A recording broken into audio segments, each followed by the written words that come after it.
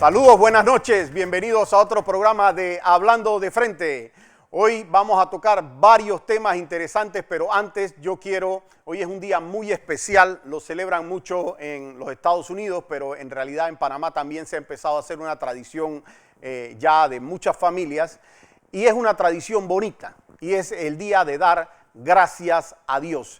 Y ese día de dar gracias a Dios, yo hoy particularmente, aparte de todo lo que normalmente tenemos para dar gracias a Dios por la vida, por la salud de nuestros hijos, por todo, yo les comenté la semana pasada que yo tenía una amiga mía entrañable, de esas que vienen pegadas al alma, que se sometía a un procedimiento quirúrgico bien difícil. Y fue anoche hasta las 2 de la mañana, después de 15 horas de operación, que salió como una campeona, y de hecho hace 5 minutos me acaban de decir que está de lo más bien. Así es que yo hoy estoy feliz, y a pesar de la semana difícil que tuvimos, pues tengo mucho que dar gracias a Dios, y con eso quiero celebrar con ustedes el día hoy de Acción de Gracias. Me quiero referir puntualmente a un tema que estuvo en las redes y que yo llevo como abogado. Es difícil referirse a los casos que se están manejando cuando no tienen que ver con el acontecer político, más cuando es una dama, porque la contraparte de uno, porque yo no lo considero bueno estarse mencionando. De hecho, cuando traen excusas como el tema del feminismo, el apoyo al feminismo, y se tratan de agarrar de esas cosas a través de mentiras, de hechos falsos, lo único que nos corresponde a nosotros es hacer ciertas aclaraciones, y lo demás nos corresponde al proceso. ¿Y por qué las aclaraciones mediáticas? Pues porque vinieron y nos hicieron algún tipo de señalamientos mediáticos. Entonces yo quiero decirles a ustedes, pocas personas son tan feministas a partir de hace 14 años y como 11 meses como Alfredo Vallarino. Desde que yo tengo hijas, y yo tengo dos hijas y 3 hijastras, yo soy el más feminista. Que ley que vayan a aprobar en favor del feminismo, yo sé que eso termina protegiéndolos a ellas, así que yo soy feliz de que eso se dé.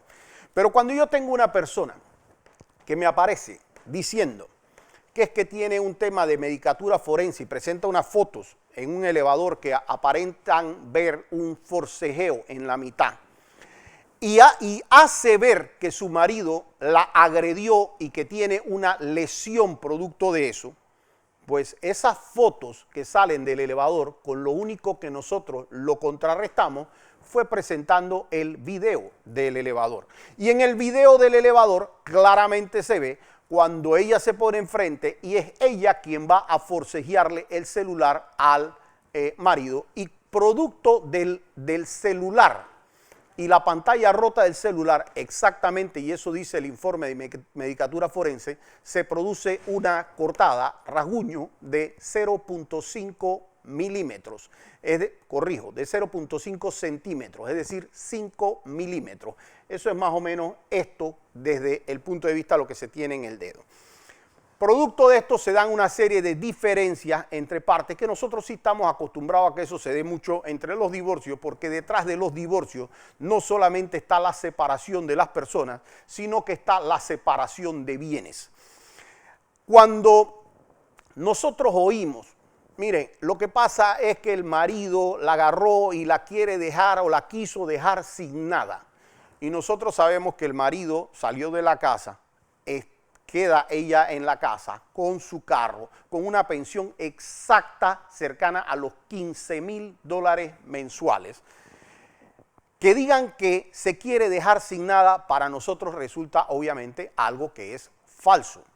Lo que también puedo decirle es que cuando dice, lo que pasa es que nos sacó de la empresa, hay una explicación de por qué se procede en su momento a que salga del cargo ejecutivo que tiene. ¿Y por qué? Porque producto de esa lesión de ese dedo, se fue a la fiscalía a presentar, y ojo, ellos tenían 6 meses separados, y después de esos 6 meses separados nadie se había puesto ninguna denuncia de nada. Se da una discusión, se da este escenario que les comento a ustedes en el elevador, y ella procede a ponerle tanto una denuncia de violencia doméstica, ¿verdad?, como procede a solicitar una medida de protección. Todos los que manejamos familia sabemos con la velocidad que se da una medida de protección, porque básicamente es decir a la otra persona, no te le acerques. Y eso que se da en la medida de protección, cuando se dio dentro de la empresa y esta persona iba entonces a la empresa, a sentarse en la empresa y a decir, aquí el gerente no va a entrar a la empresa porque yo estoy aquí, pues lo que corresponde es hacer una liquidación y pagar los gastos de liquidación de una empresa tal y como se tiene que hacer. Cuando se entra en el debate del matrimonio, y aquí va a quedar muy mal parado el abogado de la contraparte, porque yo le recuerdo que nosotros hicimos reuniones de conversaciones extrajudiciales grabadas con permiso de ser grabadas. Y el abogado de ella está grabado cuando se hacen propuestas para tratar de llegar a un acuerdo, mentira de decir que no se le va a dar mitad en el tema del matrimonio, sino que lo que se está debatiendo es cómo se evalúan esos bienes, pero es absolutamente falso que esta defensa se haya parado a decir, ni esta ni ninguno de los otros abogados que constituyen la defensa, a decir a ti no se te va a dar nada y se va a desconocer algo. ¿Qué es lo que pasa? Hay un debate y este debate sí es importante, pero no tiene que ver realmente con el tema de la cantidad, tiene que ver con el tema de quién es accionista de una empresa. Para ser accionista de una empresa, usted no llega a la empresa y usted dice, yo soy accionista y yo quiero ser accionista. Usted tiene que haber adquirido acciones. Usted compra las acciones. Usted paga las acciones. A usted le emiten las acciones y esas acciones se registran dentro de un registro de acciones. Y usted puede llegar, puede pasar, uno como abogado incluso no lo sabe, pero usted, cuando usted llega a un caso, a usted le pueden decir, hombre, lo que pasa es que esta persona se robó las acciones, lo que pasa es que esta persona se fue con las acciones, y perfecto, eso pudiera pasar, pero cuando a usted le roban las acciones, usted tiene que echar para atrás para poder armar la historia, porque eso es lo que se hace jurídicamente. Entonces usted va para atrás y usted dice, perfecto, ¿tú a quién se la compraste? Porque es que si Alfredo tiene acciones de la Coca-Cola, yo se las compré a alguien, así que vamos a tratar de traer a esa persona que fue la que me las vendió, para probar que yo hubo un contrato alguna vez de compraventa y que yo alguna vez fui accionista. Vamos a ver el registro de acciones y ahí tienen que estar también que en algún momento dado estuvieron mis acciones.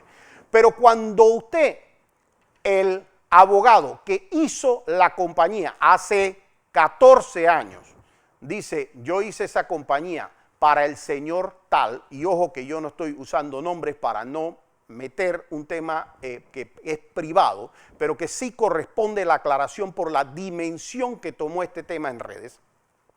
Pero cuando el abogado dice, yo creé esa sociedad para él fue el que me la compró, él fue el que la hizo. Entonces el otro no puede ser el fundador y no haber aparecido en la sociedad por 2016, por 9 años, no haber aparecido en la sociedad.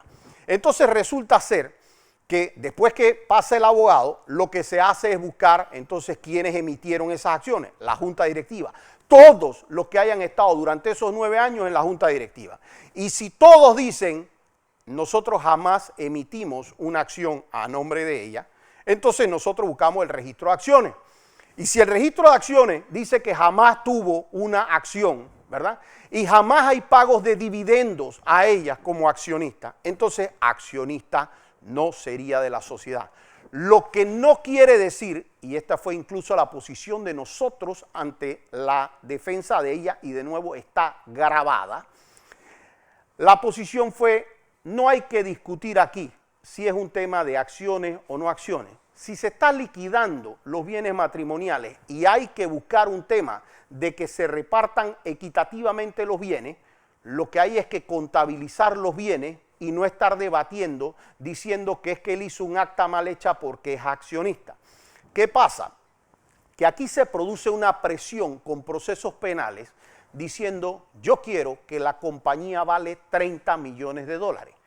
La compañía vale 30 millones de dólares. Entonces tú me traes 15 y tú te llevas la compañía.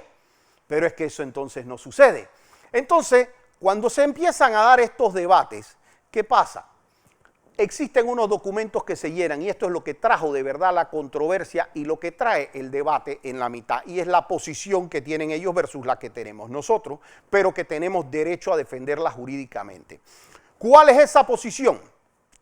La posición es que si yo tengo para mis empresas, yo tengo una fundación que se llama Fundación Alfredo, para poner el ejemplo, y yo en esa fundación decido poner de beneficiarios a mis dos hijas, cuando a mí el banco me pregunta, o por ir a una licitación me pregunta, quiénes son los beneficiarios finales de la fundación, que se llama una declaración de beneficiario final, pues yo pondré fulanita y sultanita, mis dos hijas.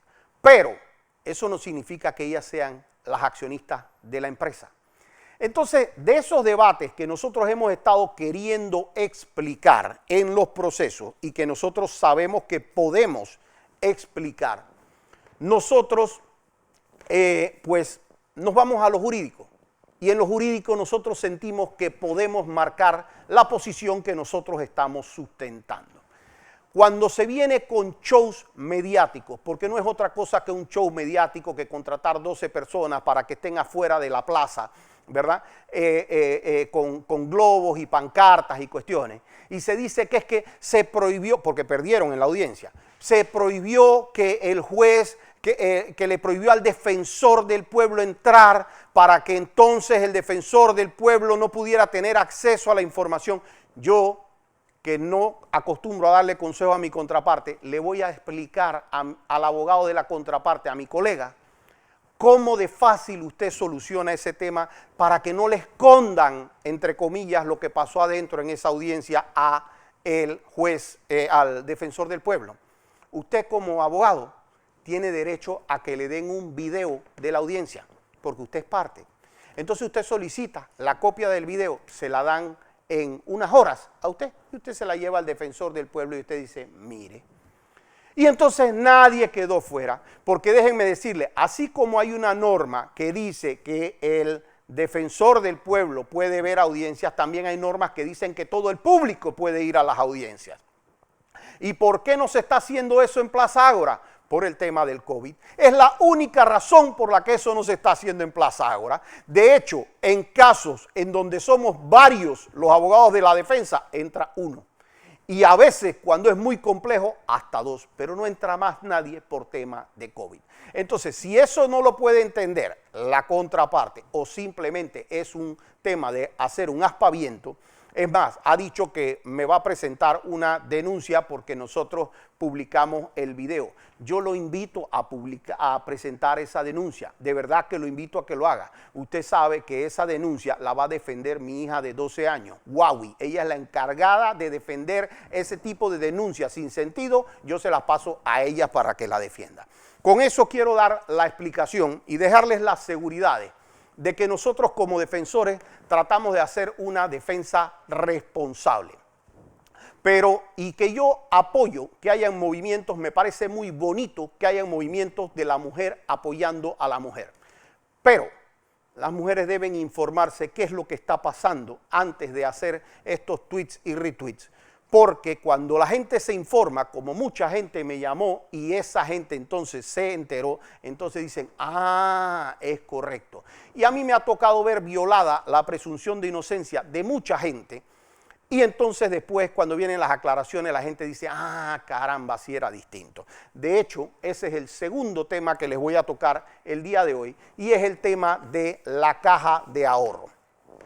22 personas le violaron la presunción de inocencia. La sacaron en un periódico. ¿Y qué hacía la gente? La gente tuiteaba y retuiteaba. Hay un peculado de 7 millones, hay un peculado de 30 millones. Y nosotros los abogados que decíamos, vayan a la audiencia y hagan eso. Cuando ganamos el caso en primera instancia, ¿qué se dijo? Juez corrupta. Esa juez seguro algo pasó y empezaron a atacar a la juez. Porque es que así son. Cuando algo no les termina de convenir, terminan atacando a la juez. Después que hicieron eso, nosotros decíamos, ese caso empieza de una manera que es icónica. Ese caso empieza supuestamente por una noticia que se da en la prensa, si no me equivoco, para finales del 2015 o 2016. Pero desde el año 2014 aparecen los informes de Saltarín que se estaba manejando este caso de la Caja de Ahorro. Entonces, si eso era del 2014, el caso en verdad no pudo haber nacido supuestamente de una noticia en el año 2016, pero así iniciaron ese caso. Y yo necesito que usted en su casa, hoy, por un momento nada más, se ponga a pensar, mire a alguien que usted quiera de su casa, llámese su esposa, llámese su esposo, llámese su hija, su papá, su mamá, y que esa persona sale mañana para el mercado, o que usted llega a las 5 de la mañana, llegan y le llegan 25 policías en su casa a llevárselo. Esto le pasó a 22 personas, y ustedes no saben el trauma que es eso para 22 personas, para las hijas, para todo lo que publicaban, para todo eso, y no tener un fiscal o una fiscal como Tania Sterling y el señor Adesio Mojica, que al día de hoy no salgan públicamente, porque públicamente es que los quiero. Quiero que salgan y digan, disculpas, nos equivocamos. No solo nos equivocamos porque la Caja de Ahorro jamás perdió un real. De hecho, 3 directivos de la Caja de Ahorro designados en el gobierno de Varela renunciaron los 3, porque habían presiones para que la Caja de Ahorro de todas maneras se constituyera en parte, y yo tengo que felicitar y sentirme orgulloso de esas personas que no se dejaron presionar y dijeron, la Caja de Ahorro no va a demandar.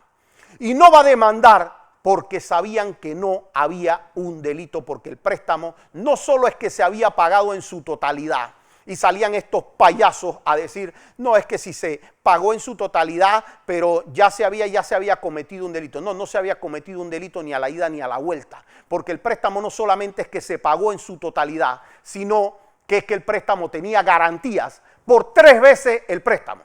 Es decir, si se hubieran perdido los 7 millones y se hubieran ido del todo, ¿verdad?, habían terrenos que valían más, las acciones del propio consorcio, garantías personales por más de 60 millones. No había forma humana que se perdiera $1 en el préstamo.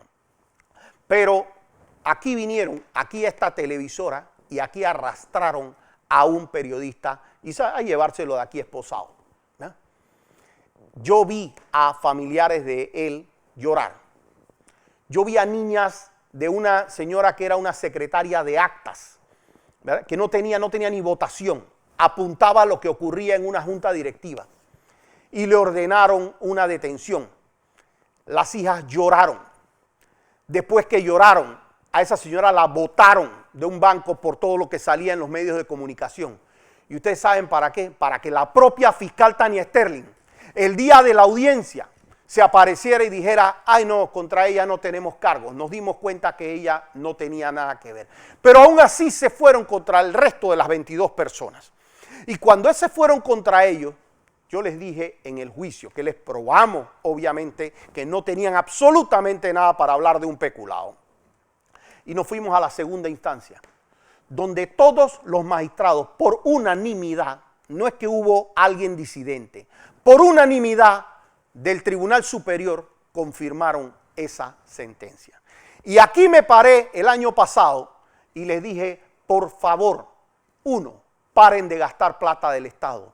2, paren de mantener, en este caso, a gente sometida a medidas cautelares, a gente que tiene que estar pagando fianzas y fianzas caras. Si no lo hacen, en un año me van a tener aquí hablando porque no tienen forma humana de ganar este caso en casación. Y me van a escuchar. Y aquí voy a mencionar nuevamente los nombres de Tania Sterling y de Adesio Mojica, que son una vergüenza para el Ministerio Público. Y aquí me tienen un año después, que esta semana la Sala Penal nuevamente por unanimidad nos dio la razón y dijo que teníamos la razón a nivel de casación. Entonces, yo lo que me quedo aquí ahora es preguntando, procurador, si yo como abogado, y voy y presento una denuncia por un delito que no existe, ¿cómo se llama eso? Eso se llama simulación de hecho punible.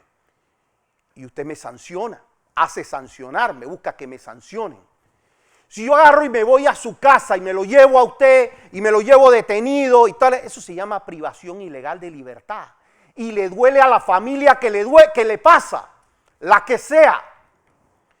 Pero resulta ser que el tener el uniforme de fiscal de repente le da el permiso de hacer ciertas cosas que son verdaderamente lamentables. Entonces se afectan a 22 personas. ¿Para qué? Aquí no es que los jueces dijeron, no hemos podido probar si hay alguien culpable o no. Los jueces, el Tribunal Superior y el Tribunal de Alzada dijeron, no existió delito y jamás debió abrirse una investigación porque no hubo afectación al público, al erario público, no hubo riesgo de afectación. Y les voy a comentar todavía un poquito más. De este caso se comete la animalada de remitir para que el supuesto peculado que no ocurrió vaya derivado a hacerse un blanqueo de este peculado. Y yo le mando un mensaje muy respetuoso hoy a la fiscal Leida Sáenz.